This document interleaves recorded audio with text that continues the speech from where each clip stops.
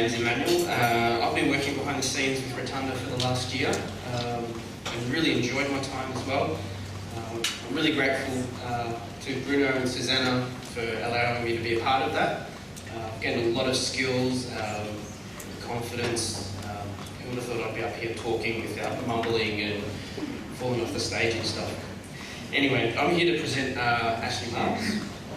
Ashley started writing because she read all the books in her school library. She won her first writing competition when she was 8 and published her first novella at 14. Her short stories have been printed in Oz Kids in Print. She won the National Writer People's Choice Award and Industry Award as judged by Tara Moss. This year she won the same award but for the senior division. She is or was one of our professional writing and editing students, and she is going on to study further studies with the Bachelor. So Ashley Marks. Books. Colourful covers protecting pages filled with words. Words ordered in just the right way, creating pictures more vivid than anything made with paint. Words that transport the reader anywhere they want to go. Words handed down from one generation to the next. Words fill books, and books fill a life. My life. They've always held a significant place for me. Mum didn't even wait for me to be born before she started reading to me, and things have only grown from there. There's just something exciting about them, all of them. When I pick up a new book, feel the weight of it in my hand, hear the binding crackle as I open it for the first time, releasing that wonderful new book smell. I know its potential. It has the power to take me anywhere and turn me into anything. Once I start reading, I'm no longer in control. The words decide where I will go, who I will talk to, and even what I will say. When I was young, books were always a special thing that could only be read with clean hands. There was no drawing in books and no colouring in the pictures if the publisher forgot to. Bookmarks have been invented for a reason, so there was no need to fold pages. Bedtime was exciting because Mum would always read me a story until, just like my favourite Flopsy bunnies, I was feeling soporific and sleepy. Beatrix Potter was our favourite, and I was given a special present one birthday, an amazing hardback collection with coloured pictures and fancy ribbon so that I never lost my place. Having grown up with books, it felt only natural that I would aspire to be a writer. I wanted to see my name on the covers of books, the shelves lined with those books. I wanted to walk down the street and hear people talking about my novels without them knowing the author was barely a metre away. I wanted a big castle with suits of armour, huge libraries and revolving bookcases that led to secret rooms. But most of all, I wanted to earn my signature so that I could sign my books. I thought if I did something really important, I would be given my signature. After all, it's an important thing, not something you can just make up yourself. And then, at the age of 8, my dream became a reality. I won my first writing competition for my essay about why I love where I live. The award ceremony was at the Reedy Creek Town Hall, and half of the town turned up. Yep, 30 people in that one room. Then they called my name. I made my way to the front with all those eyes watching, and I was presented with my very own copy of Roald Dahl's George's Marvellous Medicine. It was the first thing I'd ever won, and it didn't stop there. Word got around the playground. Ash Marks was an award-winning author. I even had the certificate to prove it. Teachers congratulated me. I had to read my winning entry to the class. Everyone wanted to see my Roald Dahl book. It was almost too much. Until the local paper came out, and there I was, on page 16, the black and white photo, my name spelled wrong. I've made it. I was famous. That was when I knew I had to get serious. I cleaned my desk, nicked a notebook from my brother's room and found a pencil.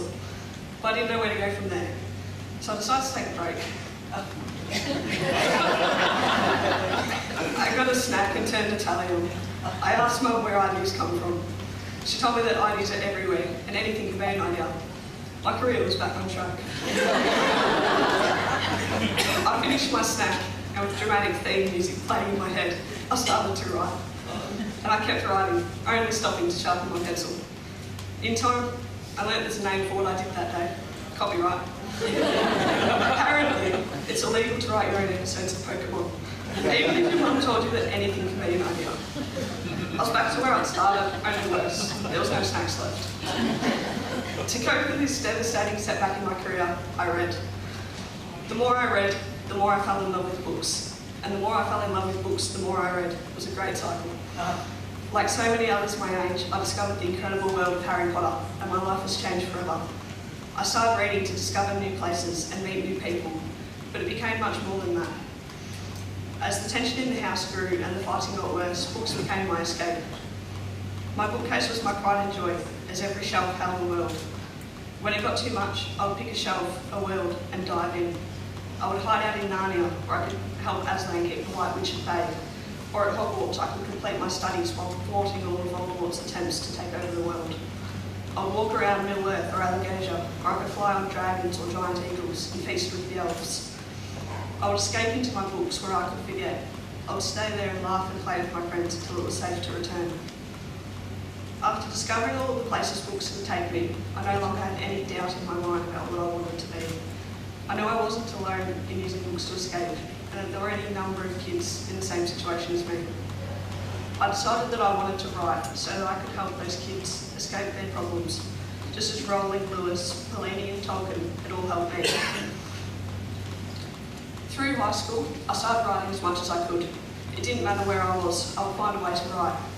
I had fragments of stories and chapters throughout all of my school workbooks. And trying to put them in order to type up at the end of the day was an interesting task. As I would stick with the same story all day, but change books every time I moved to a new class. There were paragraphs everywhere. So a story might be set up in English. The inciting incident would happen during science. Tension would rise through history, and the climax would come halfway through math. Studying for exams was always exciting, because I'd get to revisit the early stages of my novel. But it would get annoying after a while, as it was constantly being interrupted with dot points about when to use trigonometry, or timelines from the French Revolution. I also had to wait anxiously for teachers to mark my tests and return them. Not for my grade, but so I could retrieve the few hundred words from the back of the page. I found an easier alternative once we started using the graphics calculators in maths, the ones where you can input words, one letter at a time. I managed to write 1,500 words before my teacher realised I wasn't using Pythagoras' theorem to write them. She took my calculator, but when she saw how much I'd written, she didn't have the heart to press clear. Instead, she gave it back at lunchtime so that I could rush to the library to type it up and finish the work I should have done in class. My confidence grew as people read my stories and liked them, and not just because they're family and they have to. They encouraged me to enter some competitions. I even managed to win a couple. This recognition, so early on, took me by surprise. For complete strangers to like what I'd written without ever meeting me was a new experience. I started to think that maybe I could actually make it as a writer. With each win, I became more determined to reach my goal. When I was 12, I wrote my first novella. 13, I was proud.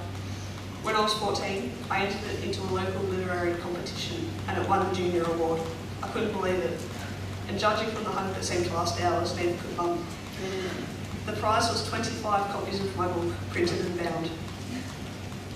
Every day after my name was announced, I'd get in the car after school and ask mum if my books were ready. This went on for months, to the point where mum would call out no as soon as I reached for the deadline. One day, 7 months after I won the award, mum took me down the street to the printers, and there, in a neat stack on the counter, were 25 copies of this book right here. I couldn't believe they were real. After years of dreaming, I had a book with my name on it. I ran my finger down the yellow spines, along my name printed again and again and again. I picked one up and flipped through it, staring at all of the words I wrote, just to be sure that it wasn't someone else's book. I still couldn't believe they were mine. The printer offered me a box to take them home in, but I couldn't bear to part with them, so I carried them and held them the whole way home, unable to take my eyes off them. It was a surreal feeling. And it got even better. I made $35 in royalties. Nothing could stop me now. I kept writing. I entered every competition I came across, whether it was local or national or anything in between. Some of them I won, some of them I didn't. Every win was exciting because every time a judge chose my story, it told me that someone read what I wrote and liked it. And that was all that mattered. That was enough for me to keep going. Prizes were just a bonus. For me, the first draft is the most exciting part. Forming the first few sentences and discovering how the story can twist and turn is where I have the most fun. Finishing the first draft always fills me with a sense of accomplishment. When a story completely takes hold of me and needs to be told, it gushes out in a frenzy of words that cannot be held back. I'm no longer in control and there's no time to stop and think. I can only wait and see where the characters take me. When my characters take on a life of their own and become unpredictable, I know it is working. I thrive on the rush I get when writing something new. Not knowing its potential or where it can take me as I explore new worlds is exhilarating. Everything I write for me. Being able to share it just makes it that much better. And seeing people enjoy things I've written is the best feeling of all. I've spent the last 2 years studying professional writing and editing at Victoria University. Being able to study what I love with teachers and other students who share this devotion to all things books has been fantastic. It's been an incredible 2 years and I've learnt things I never dreamed of. Like in one exciting editing class, we learnt about the interrobang. This thing. It instantly became my favourite symbol. I mean, what's not to love? It looks awesome and it has a great name. But then we learnt the first rule of the interrobang. Never, ever use it. And now, I still live in a different world every week, currently passing through Hogwarts on my way back to Middle-earth, and I'll soon need another new bookcase. I have a nephew now and I can't wait to start taking him to all of my favourite places, because nothing can describe the feeling of travelling to a new world for the first time. I'll continue to explore new worlds and new places, and I know I'll never stop writing. I'll never give up because books are my life, and I'm not content to live in just one world. If there's one thing I've learned, it's that those people who've seen their dreams come true have given them endless love and support.